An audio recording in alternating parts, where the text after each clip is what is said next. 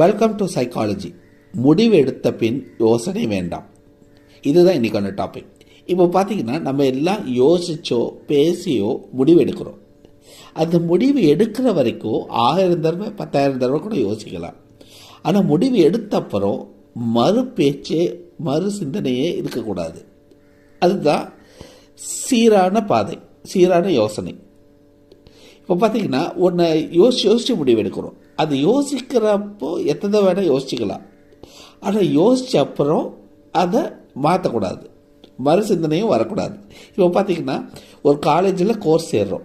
அது என்ன கோர்ஸ் எடுக்கிறோன்னு எத்தனை வேணால் யோசிச்சுக்கலாம். அது இது சரியா இது தப்பா அப்படின்னு யோசித்து பரிசீலனை செஞ்சுக்கலாம்.